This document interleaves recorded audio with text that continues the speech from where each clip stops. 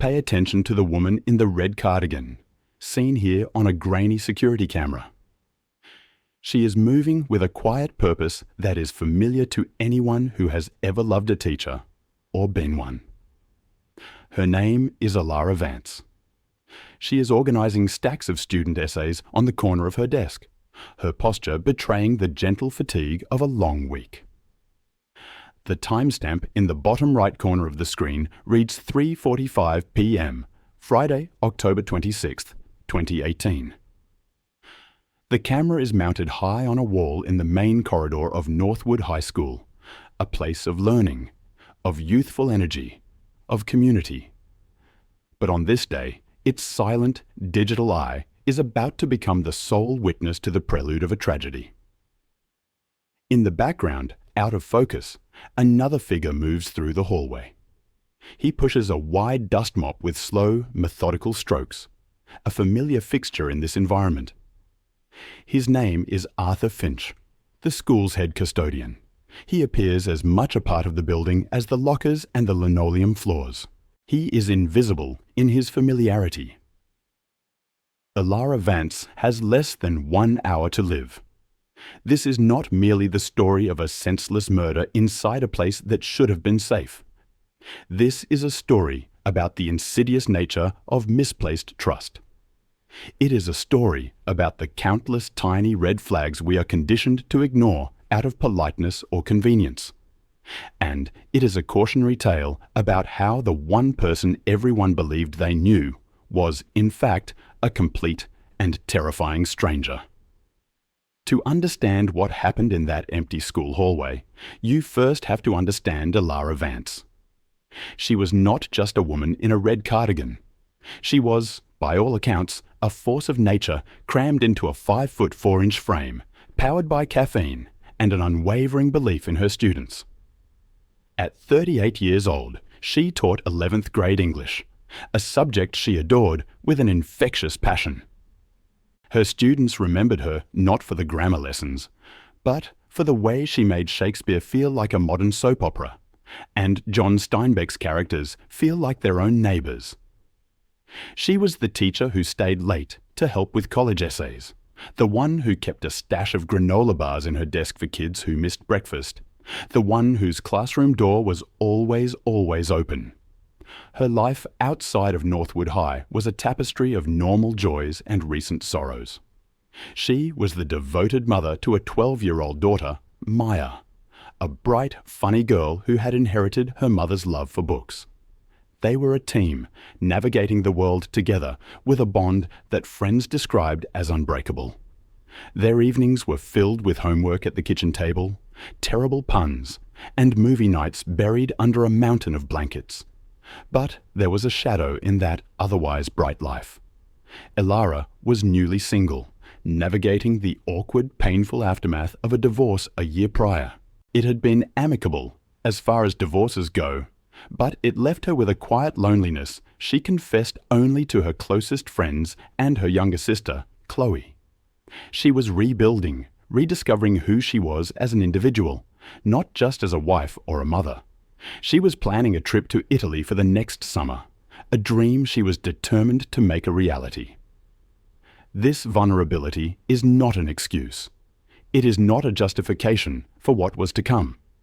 It is simply a fact. It is the context for a woman who, despite her own private struggles, continued to pour every ounce of her energy into the world around her. She was kind to a fault, a person who would rather endure slight discomfort than make someone else feel awkward or dismissed. It was a quality that made her a beloved teacher. It was also a quality that would be cruelly weaponized against her. Now look again at the man in the background of that security footage. Arthur Finch. 56 years old, head custodian at Northwood High for 22 years. On paper, he was the model employee. Punctual, diligent, quiet.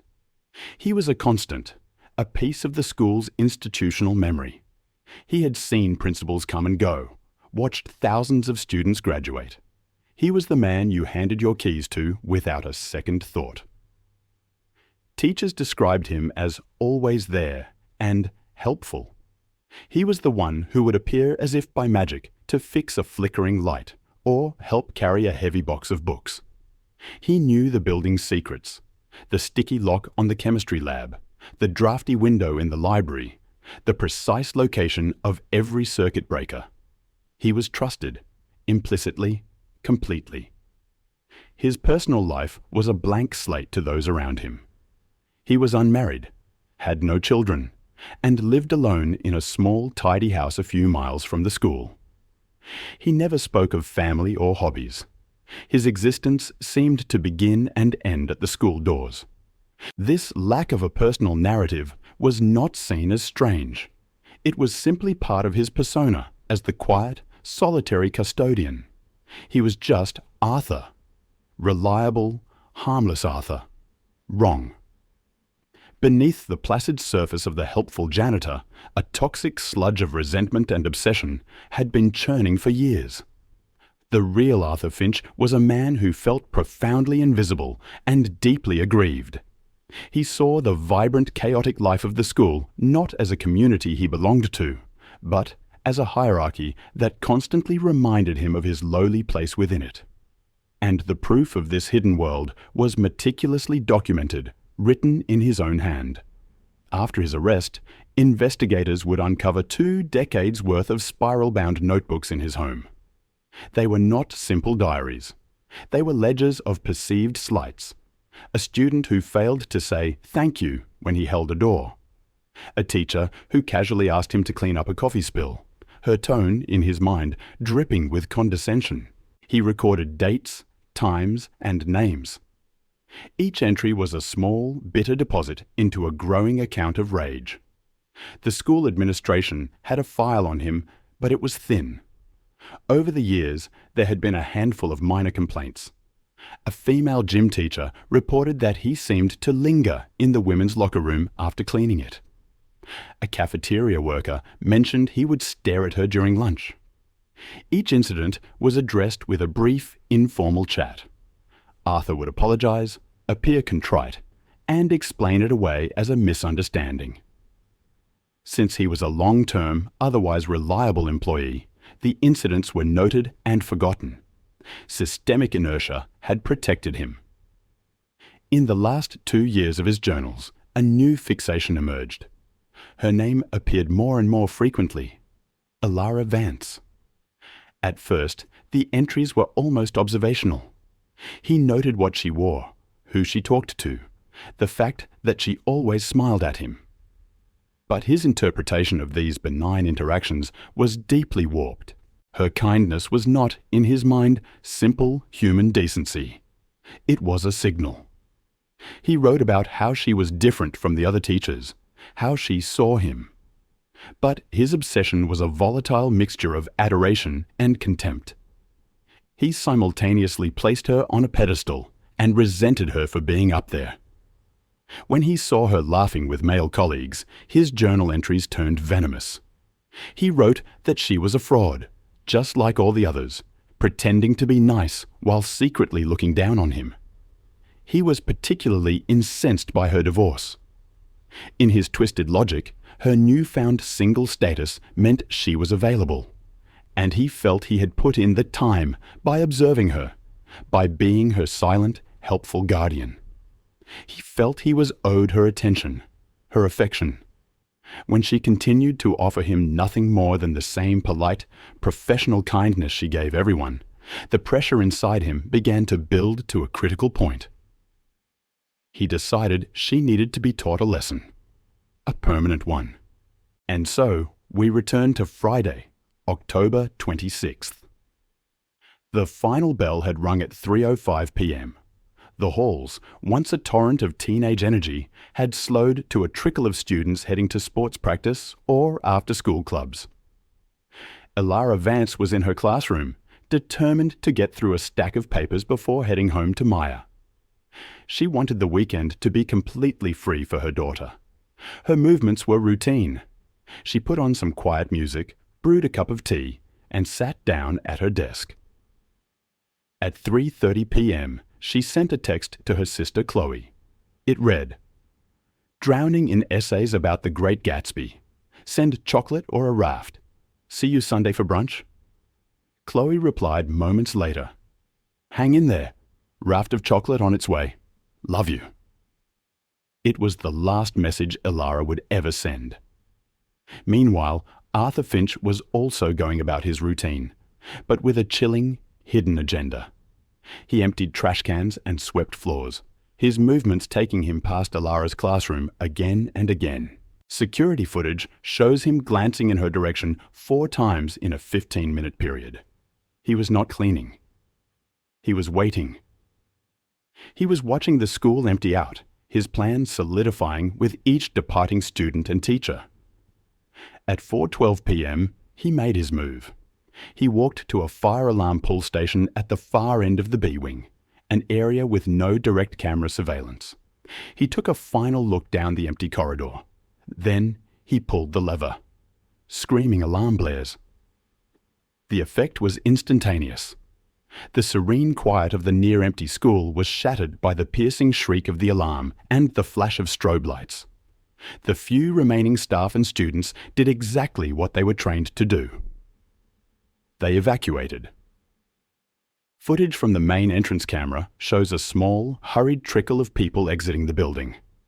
The basketball coach, a handful of debate club members, the librarian, 2 other teachers. They gathered in the designated spot in the parking lot, confused and annoyed by the drill. Elara Vance did something different. As the alarm blared, she stepped out of her classroom. But instead of turning toward the exit, she turned the other way, deeper into the building. Colleagues who saw her would later tell police she had shouted over the noise, "I'm just going to do a quick sweep of the wing. Make sure no one's in the bathroom." It was who she was, the protector, the one who took responsibility. She was the only one who did not immediately run out. As she disappeared from the camera's view, another figure entered the frame, Arthur Finch. He walked calmly from the direction of the fire alarm he had just pulled, his face a mask of practiced indifference. He saw the direction Elara had gone, and he followed her. The cameras did not see what happened next. The crime occurred in a dead zone, a small supply closet at the end of the B wing, but the investigation would piece together the horror of those moments. Arthur confronted Elara in that confined space. Perhaps he professed his feelings. Perhaps he made a demand. Whatever he said, she rejected him. Her kindness had a boundary, and he had crossed it. His rejection-fueled rage was explosive. The man who had spent a lifetime swallowing his anger unleashed it all on the one person he had fixated upon. The attack was brutal and swift. He used a heavy-duty wrench he had taken from his tool cart, the same cart he had deliberately parked just outside the closet door.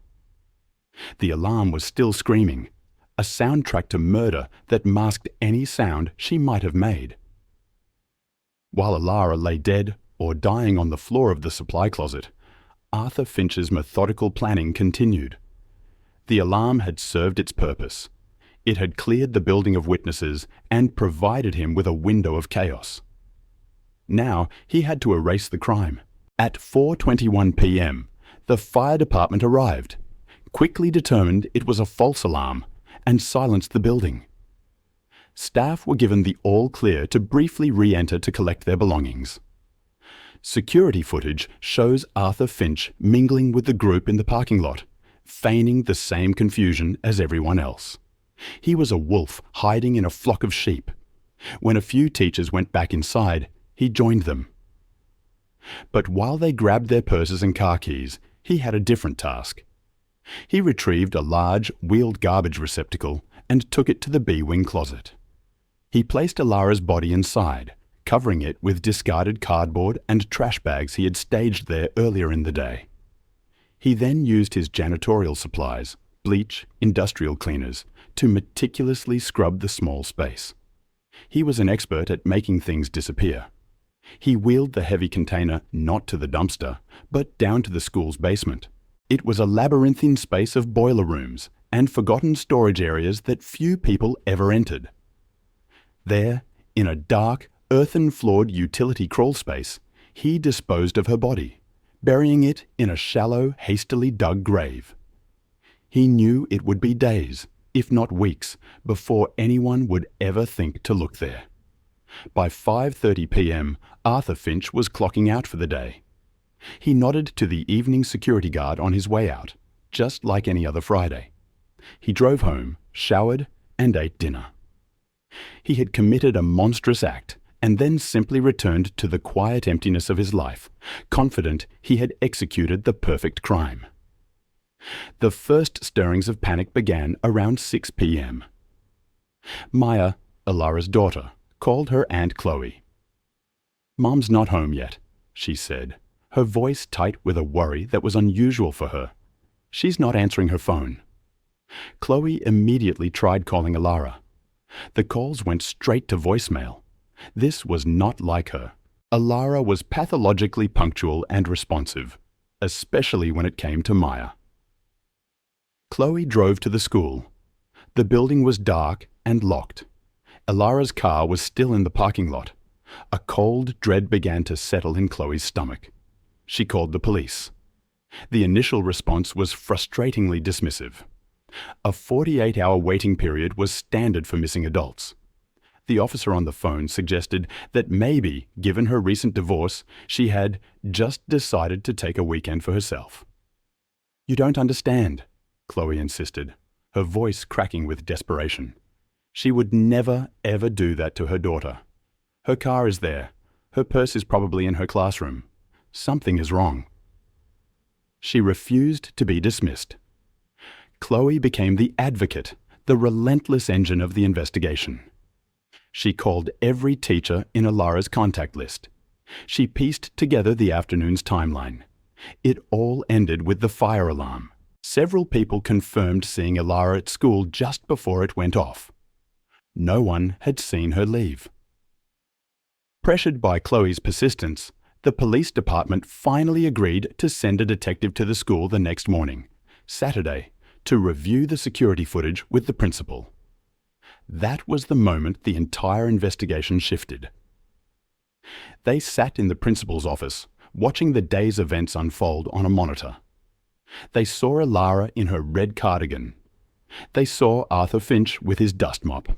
They saw the hallways empty. Then came the alarm. They watched the hurried evacuation. And then they saw it. They saw Alara turn left, away from the exit. They saw Arthur follow her. The detective rewound the footage.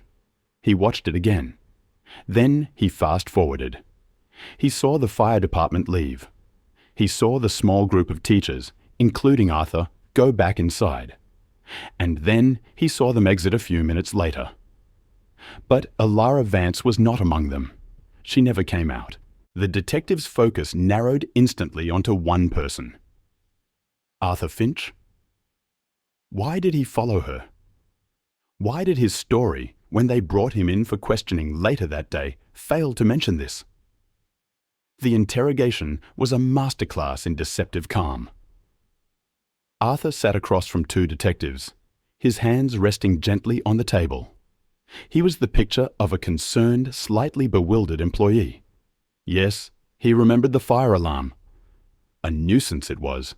Kids pulling pranks. "Did you see Mrs. Vance after the alarm went off?" a detective asked. "Can't say I did," Arthur replied smoothly. "It was chaos, you know. Everyone was just trying to get out." That was his first critical lie. "Our footage shows you walking down the B-wing corridor right behind her," the detective countered, his voice even. Arthur's composure flickered for just a fraction of a second. "Oh, that. I was just doing my job, making sure the area was clear. That's part of our protocol." "And did you speak with her?" "No, I don't believe so. I think she was heading for the exit at the other end." Another lie. The detectives knew that wing was a dead end, terminating in a series of closets and the art room. There was no exit there. His story was not just inconsistent. It was impossible. He was hiding something. The search for Alara Vance now had a primary suspect, and the location of the search was no longer the entire city. It was Northwood High School. A full-scale forensic team was dispatched to the school on Sunday morning. Acting on the grim new theory that Alara never left the building, they focused on the B wing, the area outside the camera's view. They brought in cadaver dogs. It did not take long. In the basement, one of the dogs gave a strong, insistent alert at the entrance to a dark and dusty utility crawl space. The area was cold, damp, and smelled of earth and decay. Officers saw what looked like a section of freshly disturbed dirt. They began to dig. The discovery of Alara Vance's body was a moment of profound horror and heartbreaking confirmation. The woman who had filled her classroom with so much life had been found in the dark, cold underbelly of the place she had dedicated her life to. The search for a missing person was now officially a homicide investigation. The medical examiner's report was clinical and devastating. The cause of death was a combination of blunt force trauma to the head and asphyxiation. She had fought back. Under her fingernails, forensic analysts found traces of skin and blood. The DNA profile generated from that sample was run against a hastily obtained sample from Arthur Finch. It was a perfect match. The case against him was now a fortress of evidence. The security footage established the timeline and his lies. The DNA under Alara's fingernails placed him at the scene of the struggle. And the final damning piece was discovered during a search of his small, sterile house. The journals. Page after page of his cramped, angry handwriting laid bare the motive. It was all there. The years of festering resentment, the paranoid fantasies, and the escalating toxic obsession with Alara. The prosecution now had not just the how and where, but the why. They had a window directly into the mind of a killer. One entry, from just a week before the murder, was particularly chilling. It read, "She smiled at me today, but it was a lie. They all lie. She will learn that you cannot pretend with me. She will be sorry." The trial of Arthur Finch began 6 months later. He pleaded not guilty, an act of supreme arrogance in the face of the mountain of evidence against him. His defense attorney, a court-appointed public defender, was left with an impossible task. They argued that the evidence was circumstantial. They claimed the DNA could have been transferred during any number of innocent interactions at the school. They tried to portray Arthur's journals as the harmless ramblings of a lonely man, not the blueprint for a murder. The prosecution methodically dismantled their arguments.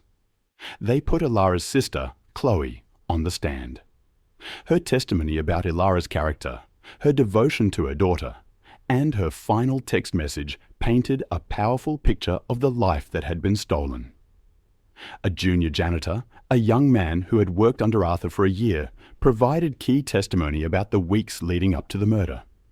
He told the court that Arthur had become increasingly agitated, making strange comments about the stuck-up teachers, and specifically about Mrs. Vance. He recalled Arthur saying, "She thinks she's better than us, but she'll see."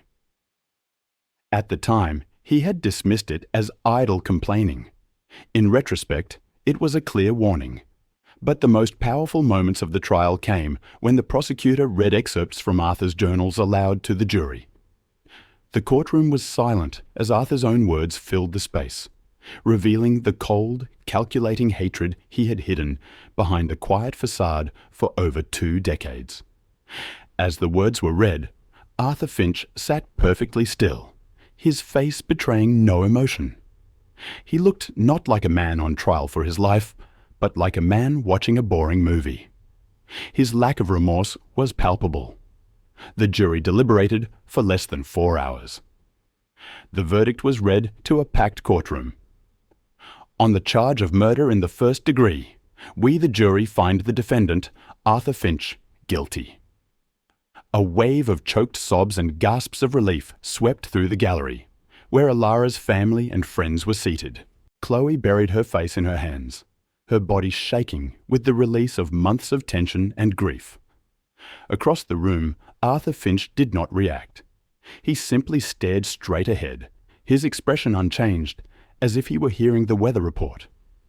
At his sentencing, the judge called his actions an act of profound and calculated evil, noting that he had not only taken Alara's life, but had also desecrated a place of community and learning. He was sentenced to life in prison without the possibility of parole. In the aftermath, the case had wider repercussions. Alara's family filed a civil suit against the school district, citing negligence. They argued that the administration had been aware of Arthur Finch's unsettling behavior for years, thanks to the handful of complaints that had been filed and subsequently ignored. The district settled out of court, a quiet admission of a systemic failure to protect its employees from a danger that was festering within its own walls. But the legal outcomes are only a fraction of the story. The true legacy of this case is not found in court documents, but in the permanent void left behind.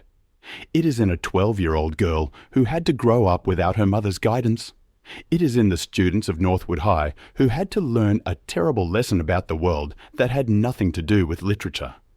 It is in a classroom that would forever feel empty, no matter who stood at the front of it.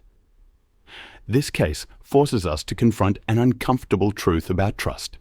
We bestow it easily upon those who occupy positions of service, on the familiar faces in our daily routines. The mail carrier, the security guard, the janitor. They become part of the scenery, their presence so constant that they become invisible. Arthur Finch weaponized this invisibility. He used the trust he had cultivated over 2 decades as a cloak, hiding the monster that lurked beneath. Alara Vance was not killed by a stranger who jumped out of the shadows. She was killed by a man she saw every day, a man she likely smiled at just hours before he took her life. She was killed because she was kind, and her killer twisted that kindness into a personal insult. So, what is the lesson here? It is a difficult one.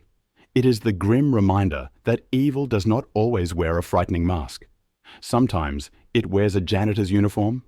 Sometimes it is quiet and polite and helpful, right up until the moment it is not. This is a call to listen to your intuition, that primal, unexplainable feeling of unease that a person can sometimes provoke. Alara had told a friend that the custodian was a little too friendly, that he made her feel uncomfortable. She dismissed it. We all do.